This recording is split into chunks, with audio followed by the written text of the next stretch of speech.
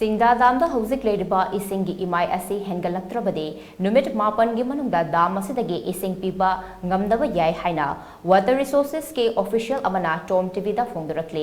hiramasi ki matangda TOMTV ke staff reporter George Bachas Patimayum amasung video journalist Sarat Chandra Posangamdagi akanaba paudamama Imphal City da mapungoine Ising Piba si Singda damgi isingni Adubu, Hauzik Ladiba Singda damgi ising imai asi oipham thokpa changdagi aduki matik hanthakre. Damasigi ising imai hanthakhiba sina maram oiraga damasigi ising na chalairiba Kangchup water supply plant asi ngasidi miyamda ising pinaba hotnabada khudong chadaba kaya mayoknari. Plant asina ising piriba mafam singdi maruoina Imphal City gi Sagolban Kaisamthong Haubam Marak Thangmaiban Kaisampat asina chingbane.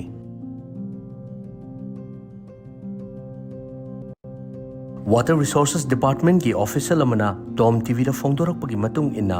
Singda dam ki reservoir ki volume asi chaurakna million cubic meter ama dasmik taruk nipan mangani haibadi million gallon chamriga nifu manga romni hauzik dam asi da lairiba ising ki volume asi supnatagi million gallon yangkhai manga khakta ngaire ising hantarakpagi chang asi chada marifu nipa romni dam asina PHED department na nongmada million gallon mari natraga taruklom piri hauzik dam asina PHED department ta nongmada million gallon mari natraga taruklom piri hauzik dam asida leiriba ising asina PHED department ta nongmada million gallon mari gi changda pirabadi numit tara mari ni rom gi manungda Singda dam da ising leiraroi karigumba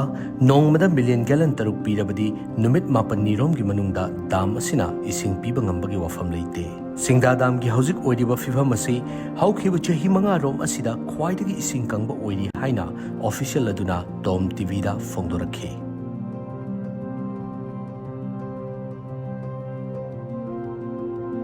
Amaromda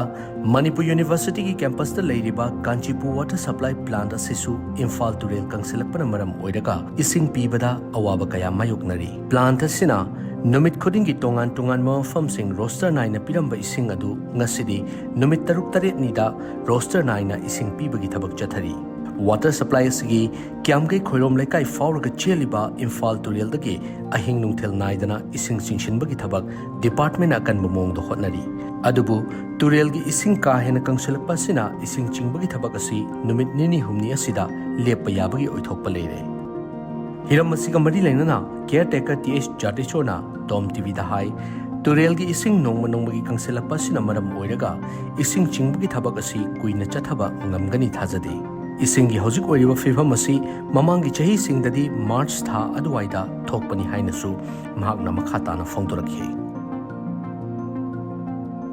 ising se numit nini anirak talure aduga amuk karomdai lakno khangti amuk tharai aduga numit nini humni amuk singba yai adu sirisu kuigadau mandi ising ja tatra leise bas koi som na ubiri sini sidi huji amuk kangkidau mali adegi moina amuk thabira gadi krai te panbuno di khangti waduna hek la agadi amuk nongba lepura su nini lepura ga su numit nini humni amuk singba yai ba seksal gi ne nat buldu phari du ura bale somna lakpi de yengisi Ladies, mamang tadi ko maski ada ida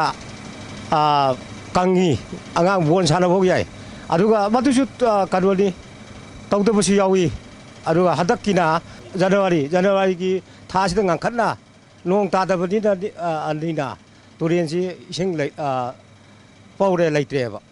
adugi aduna ni moi taw aduna taw male